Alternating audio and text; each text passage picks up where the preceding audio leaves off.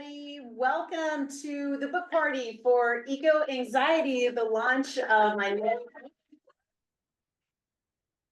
And thank you so much for all the folks that are joining online, and thank you for your patience. It just took us a couple of minutes to get started here. We're live from New York and Climate Week, and I'm going to kick it over to Leslie Carr, who is a psychologist and a member of the OneGreenThing board, to welcome us and introduce the panel, and then we'll dive into a conversation. For those of you online, if you could just put in the chat where you're calling in from. We'd love to know where you are around the world. I know the University of Tennessee has a lot of reps there, so I just want to say go Vols to all my friends at UT Law School. And with that, I'll turn it over to Dr. Leslie Carr. Now that I'm sort of seeing how this works, is there okay? I might have to sit next to Chris. Yeah. I can do that for you. Oh, okay, that'd be great. But it's so nice to see everyone that's in the room here, and welcome to everybody who's on the webinar. Like Heather said, my name is Leslie Carr. I'm a OneGreenThing board member, and I'm a clinical psychologist. Just to sort of say a couple of words to set the stage for this conversation, my expertise is in how our environments impact human behavior and mental health. So my role in general, and also for OneGreenThing, is to participate in these conversations that we have about how living on this planet at this time is impacting all of us. And I'm a really big believer, as I know that Heather is, that eco-anxiety is an understandable reaction to the circumstances that we currently find ourselves in, but also that all hope is not lost. And so I just really think this is an issue that requires leadership, and we are here with these fantastic leaders that I will introduce here in a moment, but I think that we are all in for a very stimulating and thought-provoking conversation, and I can't wait to hear what everybody has to say. So without further ado, Jen Fisher, who is on the live stream, is a trailblazing author and influential speaker at the forefront of workplace well-being and human sustainability. Jen's journey from burnout to breakthrough has positioned her as a visionary leader in reshaping the world of work. Once wearing busyness as a badge of honor, Jen experienced burnout firsthand, and this pivotal moment led her to pioneer transformative approaches to workplace culture. As Deloitte's groundbreaking first Chief Wellbeing Officer, she spearheaded an innovative, holistic strategy that garnered widespread recognition.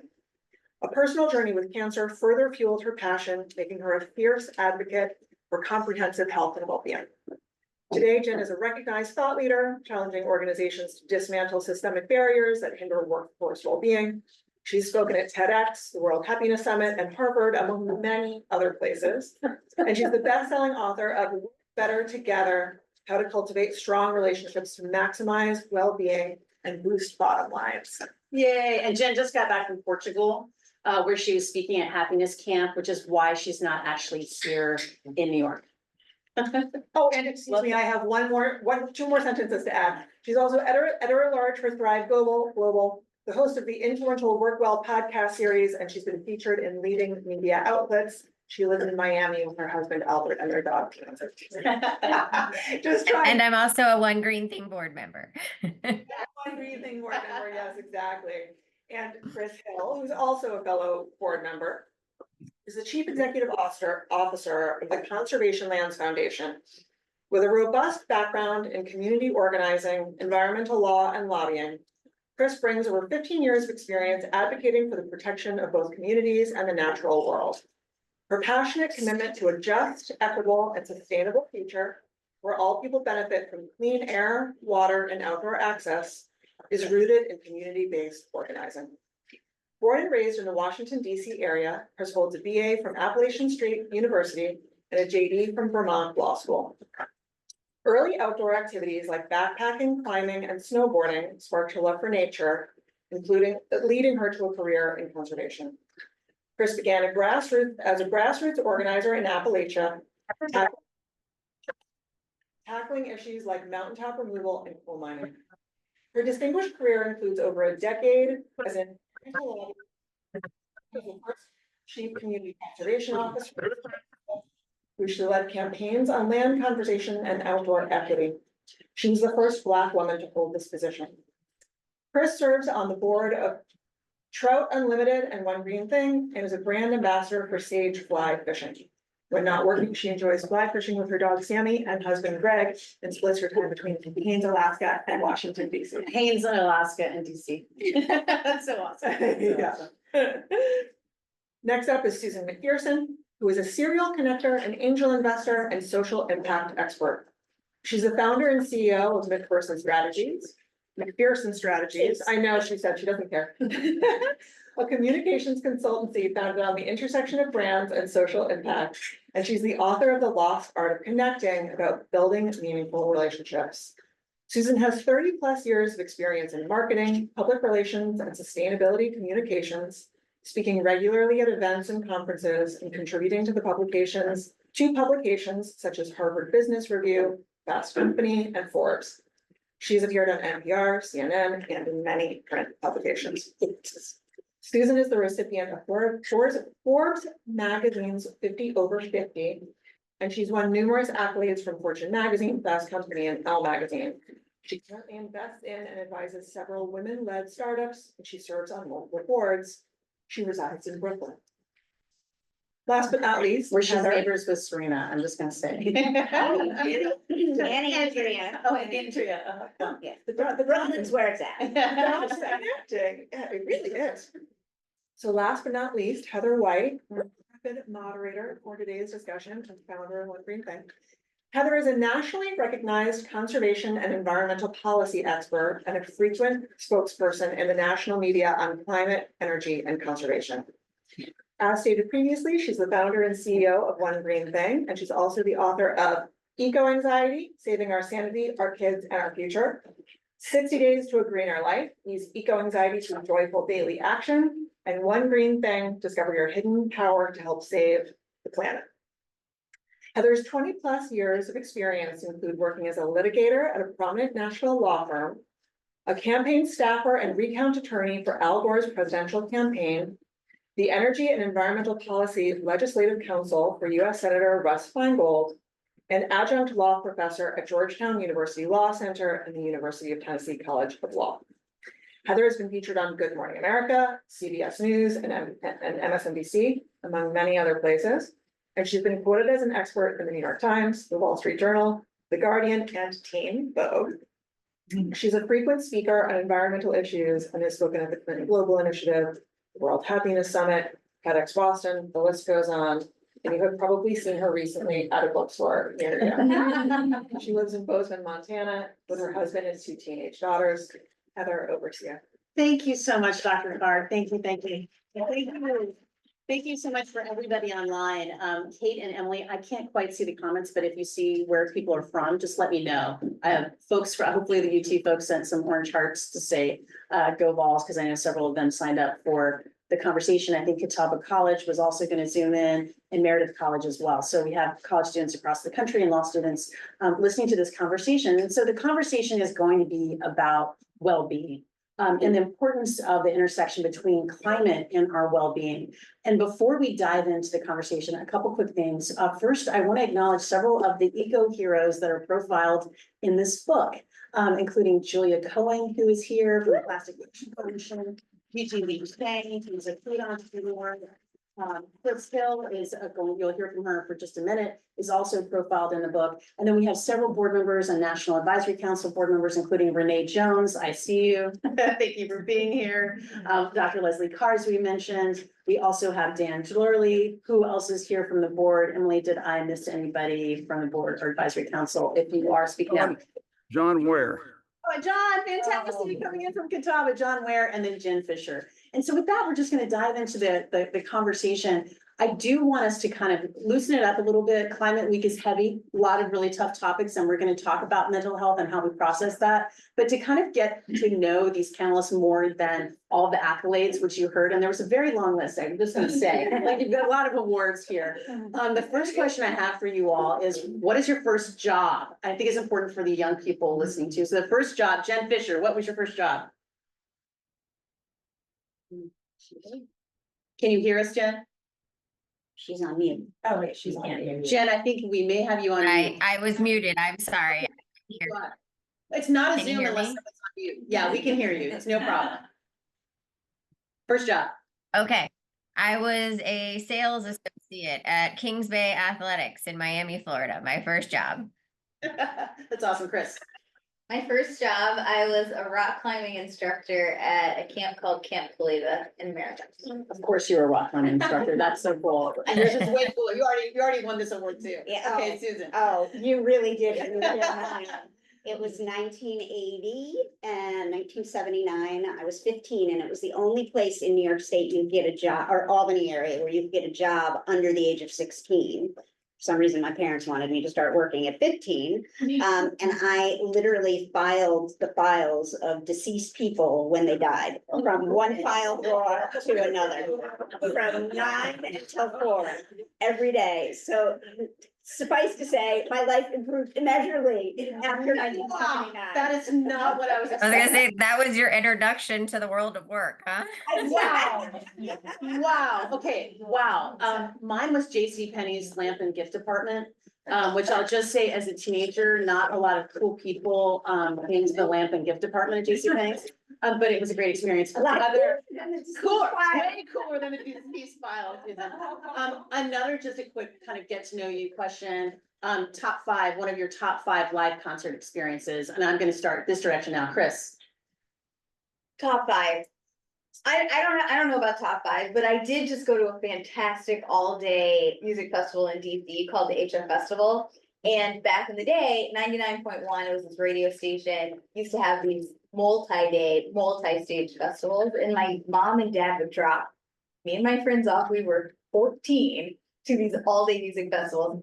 They stopped having it, came back this year for a one-day festival, and it was just fantastic. It was Bush and all kinds of grunge music. Incubus. Incubus, my favorite. Oh, that's awesome. Yeah, Postal Service. It was fantastic. Awesome. Yeah. Susan. 1973, I was 7 years old and my mom couldn't find a babysitter and my older sister wanted to see Three Dog Night in Saratoga's Performing Arts Center. So I was taken along, age 7. And then as I got to be an adult, Phil Collins in Copenhagen in 1985 with like 100 people. And Pearl Jam in Yes. 1991 in Seattle, because I lived in Seattle. Awesome. So, Jen. That's great. I would have to say probably Indigo Girls in the West Palm Beach Amphitheater many, many years ago. Still stays with me, but one of the best shows I've ever seen. Awesome, awesome. And for me, one of the top 5 is Brandy Carlisle, kind of same vibe as Indigo Girls, but it was the Pin Drop tour at Wolf Trap, Barnes of Wolf Trap. No amps, nothing. And so just to amplify the sound, they would have these like 1920s kind of almost like a bullhorn where they would sing into with the twins. It was absolutely spectacular. So awesome. And so the reason I just wanted to kind of loosen it up a little bit is that when we're dealing with Climate Week and all the challenges that are ahead of us, we need to talk about work and the meaningful work that we can engage in. And 2, we also want to talk about joy. When we talk about music, when we talk about the arts, when we talk about time and nature, joy is a really important part of dealing with eco-anxiety and the mental health impacts of the climate crisis. And so now we're going to go into the formal part of the webinar, especially for students who are taking notes. But I think it's important that we always have that theme of joy and connection, which is one of the reasons I'm so excited to have Susan be part of this discussion too, because ultimately the future that we are working toward creating, the healthier, greener, more just future, is rooted in connection and it's rooted in community, which is why we need to keep joy and connection front and center. So just quickly, I want to talk a little bit about eco-anxiety, which is the title of the new book. And eco-anxiety is defined as the chronic fear of environmental doom. And more people, especially young people, are really worried about the future. And for those of you and all of you who are in this space, the headlines are very alarming. You know, it looks like we're all focused on trying to limit warming to 1.5 degrees Celsius. It looks like we may have passed that. There are huge challenges as more and more people connect the dots between the extreme weather that they're experiencing and the climate crisis. And sometimes it's easy to get lost in the progress that's being made. And so I wrote this book so people, one, could understand what they're feeling, because eco-anxiety is a natural response as you start to learn more about the challenges we face. If you're in a situation where it's impacting your daily life, which a recent survey of 10,000 young people ages 16 through 25, 47% said it interfered with their daily life. If eco-anxiety is interfering with your daily life, there's great resources like the Climate Psychology Alliance and the Climate Psychiatry Alliance. But for most of us, this is just a dread that we have looming, and how do we deal with it? So this is a guide for action, and it's an invitation for everyone to get involved, to understand all of the terms that we use to describe eco-anxiety, but for all of us to see ourselves in climate action, because not everyone shows up the same way. So my question to the panel is first just about this term eco-anxiety. And Jen, I'm going to start with you. I'd love to know if you've heard the term. I know you have, because you're on the board of OneGreenThing. Thank you. But how does it show up for you, and how does it show up in work, especially given your experience as the Chief Wellbeing Officer in Deloitte and your work in human sustainability?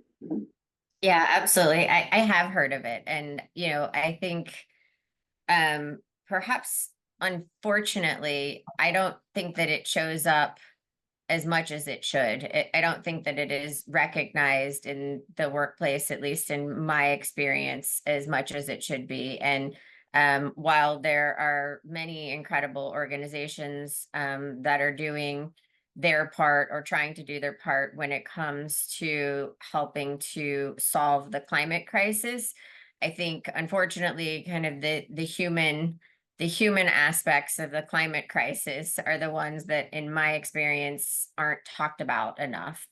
And so what's the impact on the humans? And that's where, human sustainability comes in. Heather, that's how you and I got connected.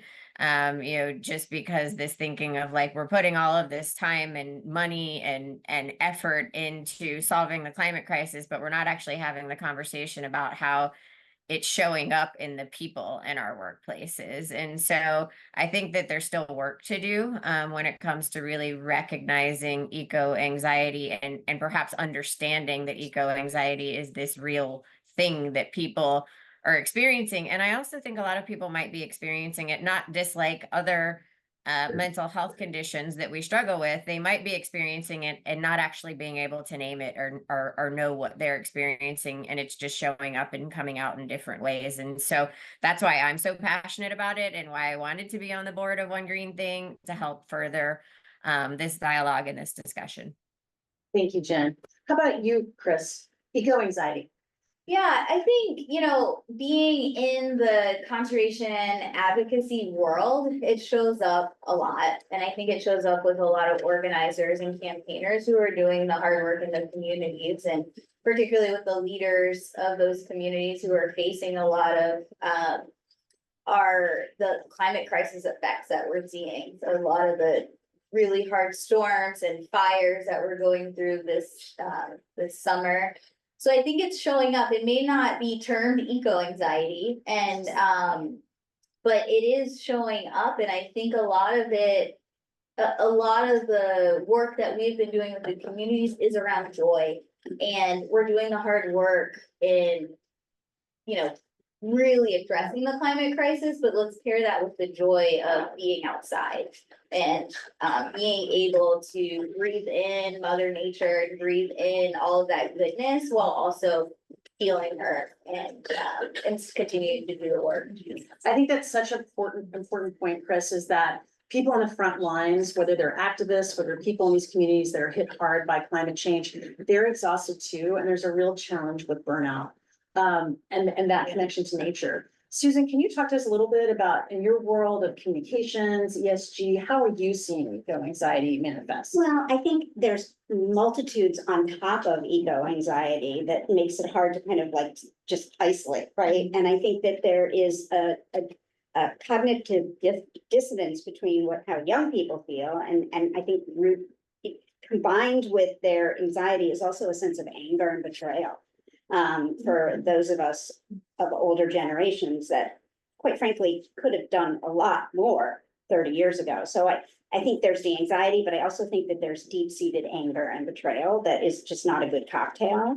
And then you add a lot of the other uncertainty that is happening in our society, AKA our election, AKA gun violence, AKA foreign wars, and all of that ends up being kind of like a perfect soup of craziness. Where communications can come in and where those of us who work in communications can be helpful is talk about it, okay?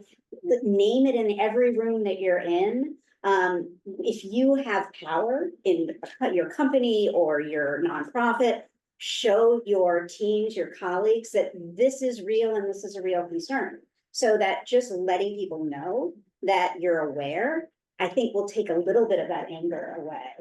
And over communicate, okay? I mean, not, 1,000 texts or 1,000 emails, but actually have conversations. Tell your people, tell your colleagues, tell your friends that you're open to talk about this. Let's just get it out there.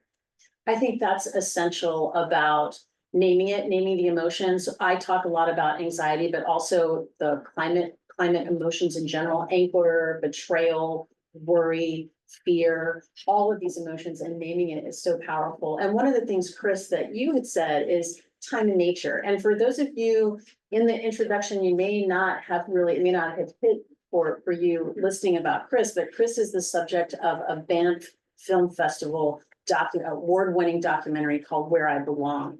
And I highly recommend that you watch it. And it's all about creating safe places for Black, Indigenous, and people of color, and just in generally the importance of the outdoors. And you probably heard that she's a rep for Sage Fishing, but also in addition to being an angler and a rock climber, you are all about the outdoors. Talk to us about nature and the role of nature. You mentioned just a minute ago about breathing it in and breathing it out. Talk to us about the role that nature plays in access to nature and feeling these emotions. Yeah, sure. Nature is healing, right? And we all come from nature. We're all connected.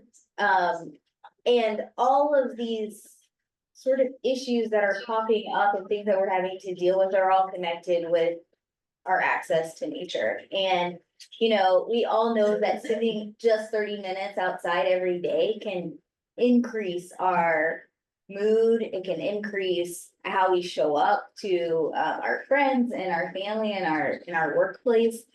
And for me and a lot of the work that I've done, it's with kids and access issues, equitable access to the outdoors, to nature, and access to be able to get outside. When I was young, I had the access to be able to get outside, but I didn't like the outside. Like, I grew up in DC.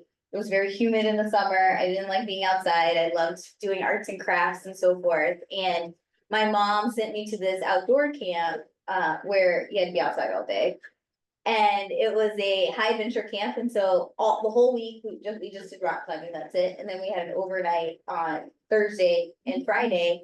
And during that first week of camp, not only did they teach you how to climb, but they also taught you the importance of conservation and how to keep it for the next generation. And it went beyond leave no trace, and as in, the leave no trace ethics where, you only leave footprints and you leave it better than what you came to it to begin with. And really into a sense of advocacy for the places that we recreate on. And from there, that's really how I started my career. And I know other Black, Brown, and Indigenous people of color and kids don't have that access that I may have had.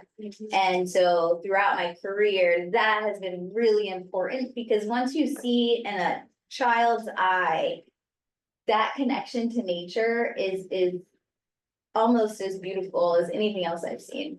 And that little thing that goes off in their heart is something that can lead to greater advocacy. And this generation that's coming up, they're the ones that are gonna solve this climate crisis. Well, they're not gonna have a choice. Exactly. And we really did fail in that sense. And you're too young to fail.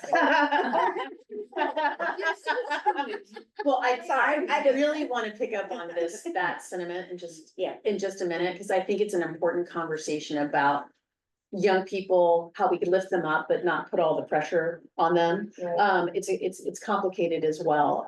But one of the things you talked about is access to nature. And I know I want to bring Jen back into the conversation because Jen, you had mentioned this concept of human sustainability and remaining focused on humans when we're talking about well-being and we're talking about dealing with climate anxiety.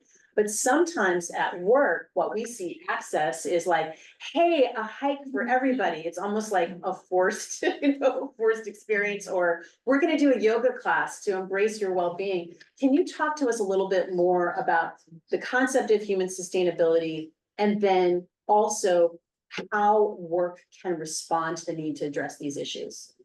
Yeah, absolutely. So I think in terms of kind of like a formal definition of human sustainability, it really is a kind of a call to action to organizations to look more deeply at the role that people play when it comes to work. And so if you think about our historical relationships with work, it tends to kind of be a one-way street, right? You know, people come to work, they do their work, they add value to the organization, they do get paid for it.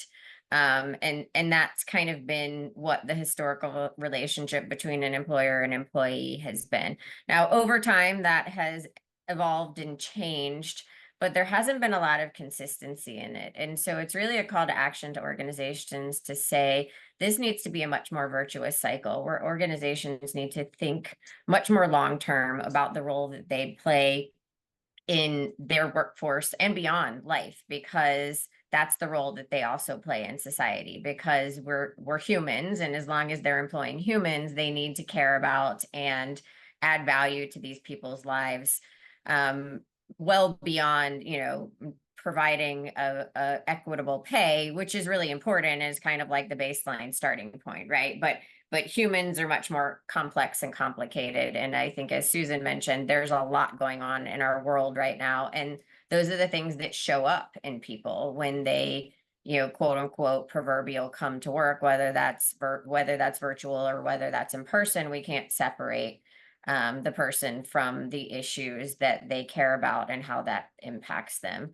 And so it's really taking this broader look, this more long-term look, this long-term plan for people, because we plan for operations, we plan for finances, but we don't actually ever do long-term plans for people other than headcount. And usually the headcount, in my view, is going in the wrong direction.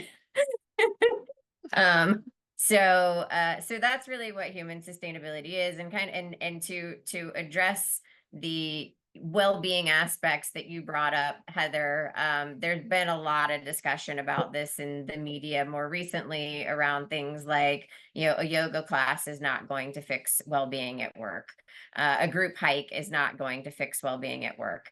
Now, let's just say those things aren't bad. You know, those things are there's nothing wrong with that. But what we're learning and what we're finding out is, and what I often talk to business leaders about, is like, those things are great, but what's happening now, and where my fear is that there are a lot of really well-intended leaders that are investing in these types of things because they're being told, like, oh, do yoga for your workforce and it'll help them all feel better. Well, if you have an overwhelmed and overworked workforce that you say, now you have to come to this yoga class, or now you have to go on this group hike, it's one more thing that they feel like they have to do, as opposed to something that they may want to do. And so I've been pushing leaders to dig deeper, to say, like, okay, it's not the yoga class that's not working, or that's bad, but there's we need to look at kind of the barriers and the root causes that are now creating bad well-being outcomes for people in the workplace. And it's not whether or not you have a yoga class, but if you do want to invest in those yoga classes, fixing the root cause will actually help you maximize your investment on things like group hikes and yoga classes, because people will feel better about taking advantage of those resources that you're providing to them. But we're not doing the and, which is really taking a good hard look at the way that we're working, how so many things about work and the expectations and the needs and desires of the workforce, especially the younger workforce, has changed, and addressing those, because those barriers and those root causes are what we know are now creating the bad well-being outcomes. And just throwing programs on top of that is not going to fix it. In most cases, actually makes it worse. Jen, thank you so much for that. And that kind of goes back to what Susan was saying too. When we're thinking about young people and we're thinking about all of these cascading crises and how they are going to show up in the workplace, we need to make sure that we're looking at the whole person, right? And I think you all know the reason that I wrote this book and I went on this journey, even after 20 years in environmental law and policy, where I was focused on systemic change. We have to have policy, we have to have law, we have to have frameworks. It was a dinner table conversation with my kids that were like, Mom, where are the baby boomers? Where is Gen X? Where are the millennials? You cannot leave this crisis all on our shoulders. We feel all alone in climate action. And so, Jen, when I hear you talking about the importance of human sustainability and understanding this feeling is how young people are approaching work. They're walking into these offices or not, or remote working with this sentimentality. And I want to go back to what Susan said, is that they're going to solve it and they need our help. And that makes me go back to Chris. So Chris, I want to talk to you, since you deal with young people and you deal with kids all the time. You're trying to create these opportunities for access. One of the things that I hear a lot is young people are told, and I do a lot of these talks, some of the folks who are online have heard me do this talk about the power of the youth vote in these upcoming elections and how essential it is that young people participate in democracy. That also turns, usually it's the standard answer you get, vote. And sometimes they hear vote harder when there are all of these challenges. You know, we have climate, we have systemic racism, we have international challenges, you know, we have the war that's happening in the Middle East. There are all of these huge issues. Lack of access to abortion. Lack of access to 1 in 3 abortion, women. reproductive rights, the US Supreme Court. What is your response? And I'd love for the whole panel, but Chris, I'm starting with you. What's your response when kids are like, you know, vote? Yeah, okay, I'm gonna vote, but vote harder. Is they're kind of frustrated by that response. I remember that. Yeah. When I was, in college, people would, oh, you gotta go vote harder, you need to vote, right? And you're like, yeah, okay, like, but what else? But there's so much more than just voting, right? It's almost like that's maybe the first step, and that can be daunting too, when I say, well, that might be the first step, and then you wanna get involved, well, oh my God, there's so many issues. How do I know where to start? You gotta start small. You really do, and start in your community and pick something, get involved, there's a lot of folks on, in college, right, what's on here, so start with the clubs at the schools. Bring your friends together, start your own clubs, and start small on the local level. That will then trickle up to those national level fights that we're talking about with abortion and so forth, and access to healthcare. But I think, for me, and when I talk to kids, it's really that it's very big. There's a lot of things going on. Narrow it down.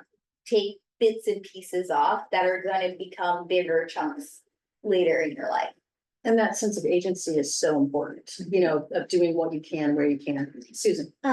Interestingly enough, I was reading a statistic maybe 2 or 3 weeks ago, and one of the reasons Kamala Harris's campaign has taken off in such astronomical growth is young people are seeking connections, right? And many of them are coming out of the pandemic, having been on screens since they were 2 years old, and then they got shut down for 2 or 3 years from the pandemic, and now they're craving community, craving connection. So I think this, if you are advising younger people, use this getting involved in climate related, getting outdoors as a seeding for building connections, and building community and not feeling alone.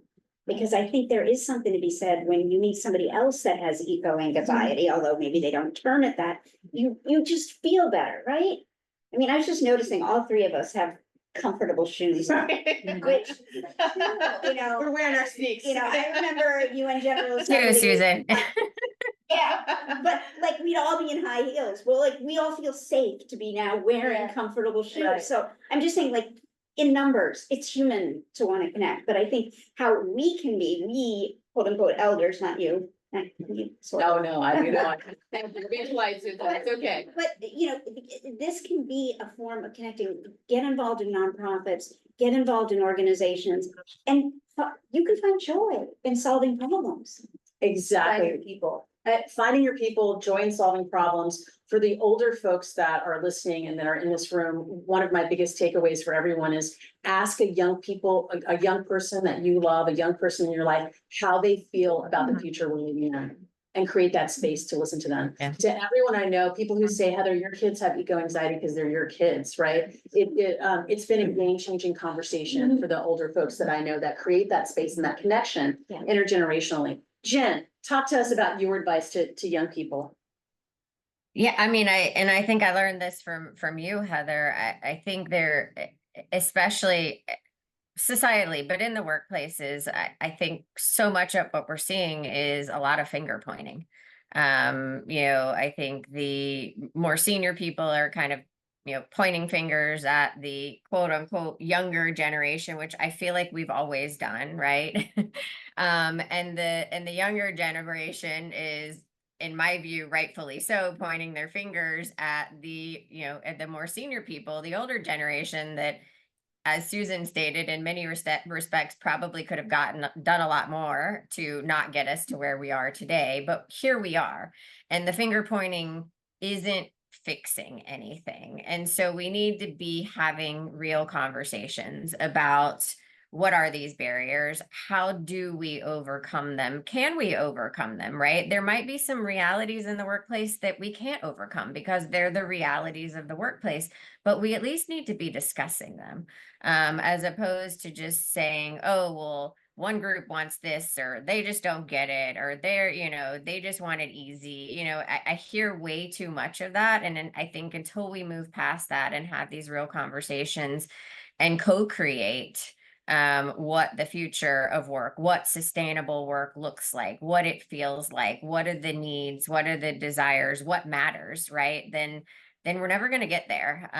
But I think there's a lot of hope because I've seen these conversations and I've seen how the light bulbs go off on both sides, if you will, when both groups come together with real intention to listen and to make change. And so I just think that needs to be a lot more prevalent. And interestingly enough, that doesn't cost a whole lot of money. It might cost you money in terms of your time.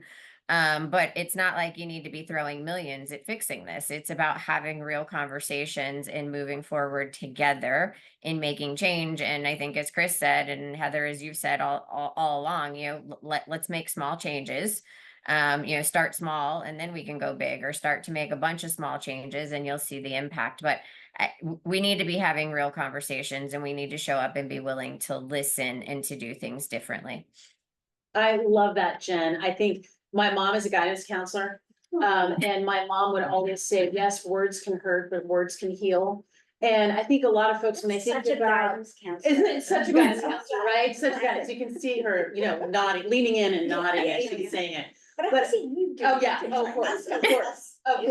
But I think that's one of the things for us to remember when we're having all these conversations at Climate Week, the conversation, what does it mean? It does lead to individual change, which then builds upon itself to lead to solutions at a very large scale, whether it be, policy, globally, market solutions. It starts with the conversation and the ability to open up. And with that, we'd love to open it up for questions. If you have any, Emily, I'll turn to you if there are any questions from the crowd. We don't have any yet, but we just Okay. sent them a reminder. Okay, And great. just a little shout out. We Sure. got people from Idaho, Vermont, Florida, Colorado, North and South Carolina, California. We have people from all over the Oh, country. fantastic. Well, thank you for everybody who's joining us across the 52 country. people. 52 people across the country. We're really, really grateful for your time. If you have questions, drop them in the chat.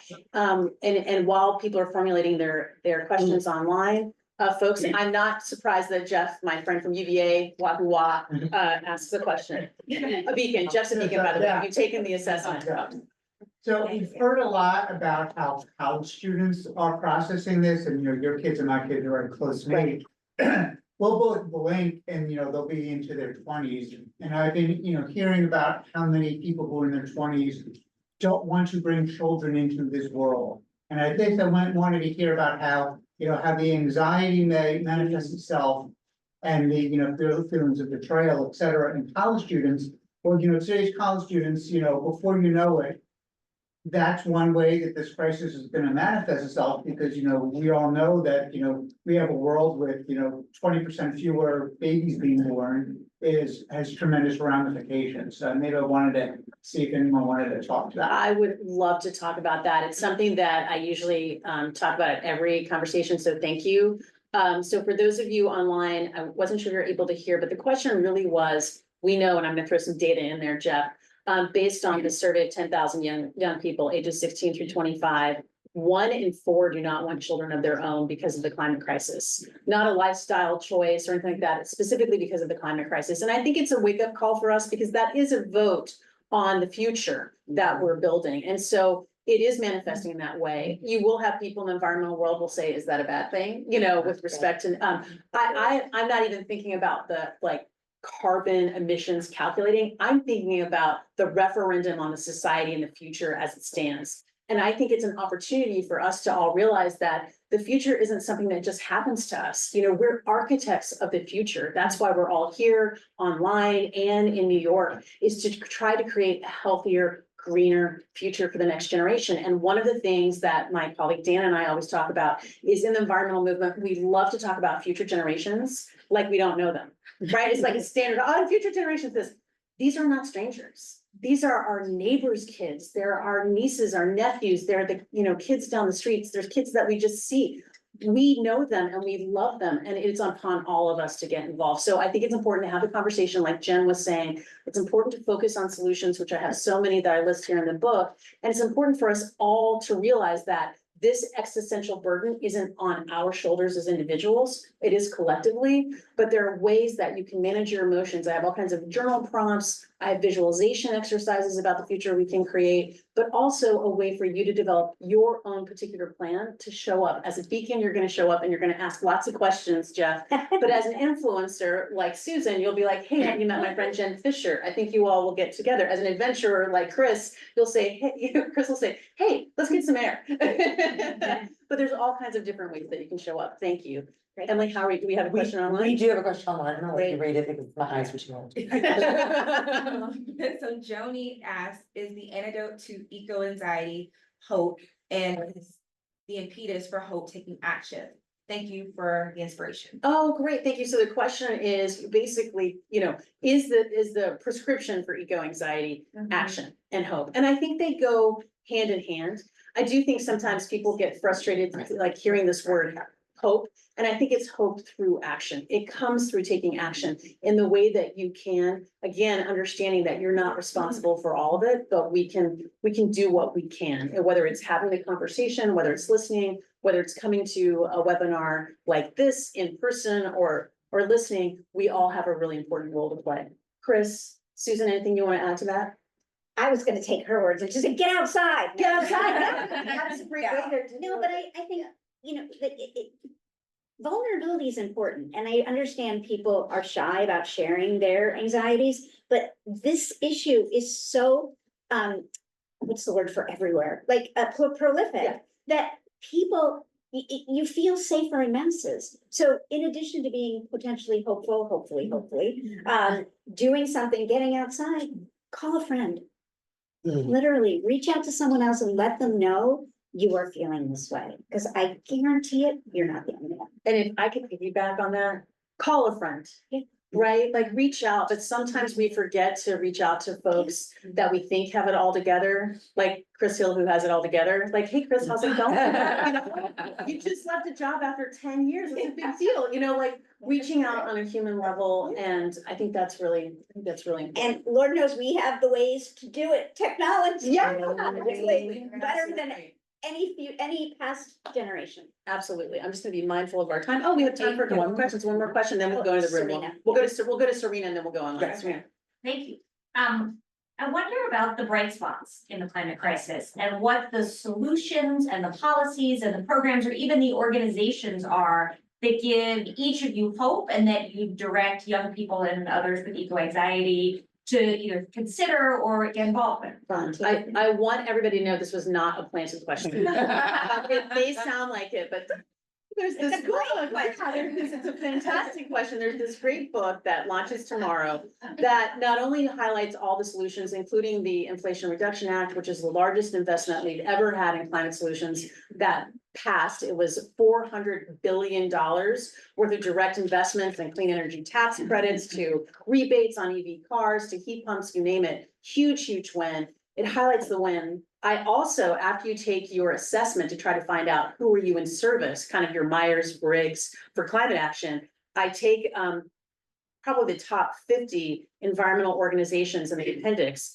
and I run them through the assessment too. So if you're a beacon, Earth Justice, for example, might be who you want to connect with, or the Sunrise Movement. If you're an adventurer, maybe it's the National Wildlife Federation or Sierra Club that you want to connect to. And then based on different topics, whether it be intergenerational partnership or seeing energy in a new light, which is clean energy or food, I also have a whole bunch of organizations that you can volunteer with, you can follow, and social media following actually does help. It helps people get the message out, and you can learn more for them too. So I think that's one of the main reasons that I include all of these profiles of eco heroes in the book, including Chris and Julia and Gigi are here, is that we have to focus on the doers. The doom and gloom captures the headlines, and it's real. I mean, it's real. We're all suffering these extreme weather events, but there are all these incredible doers out there that can inspire us to dig deep. Susan, Chris, anything you want to add? I was gonna say, everybody shops and, it's very easy now to find out which companies and creators of goods are actually stepping up and making change. The apparel industry is a mess, but you can shop consignment if you desperately need a new dress. I mean, so there's those kind of practical things.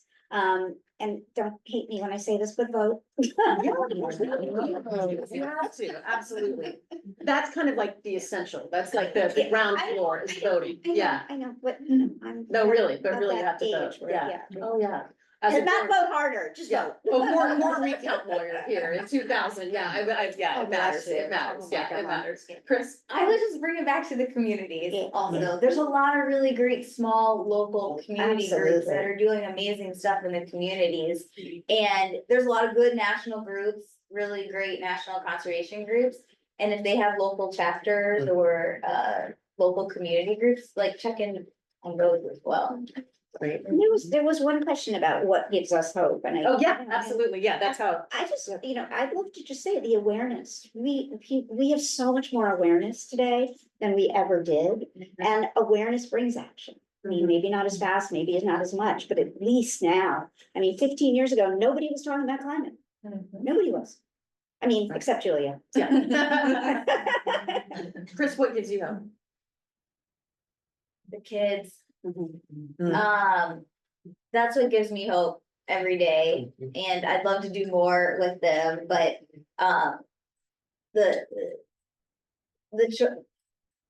man, there's just a lot of really cool stuff happening with the youth and in this movement, and it's so inspiring to me. That's what gives me hope moving forward and continuing to do the good work that we're all doing. Absolutely, and the UN Summit of the Future is happening right now, yesterday and today, which is really important. Jen, your hope, and then I think we have time for one more question. One more, and we have a really good one. We have a Okay, really good- okay, so Jen, what gives you hope? And then we're gonna go to an online question. Oh, you might be on mute. Hold on just a second, She Jen. has- Yeah, I keep getting muted.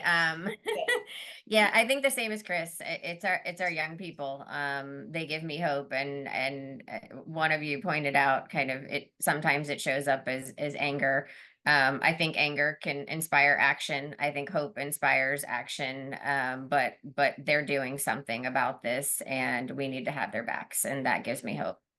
Yes, and I do want to say thank you to Kate Hashemi, who is on our Gen Z Advisory Council, who's here today from Connecticut College. Because I think it's important for youth to have a vote and just, decision making and be part of all these organizations that are making social change as we lift them up too. Thank you, Jen. One last question and then we'll wrap up.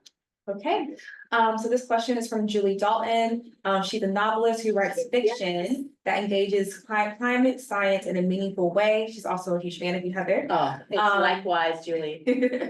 She said she also teaches a course called Climate Fiction to undergrads at Tufts. We explore ways fiction and film can tackle the climate crisis and inspire action.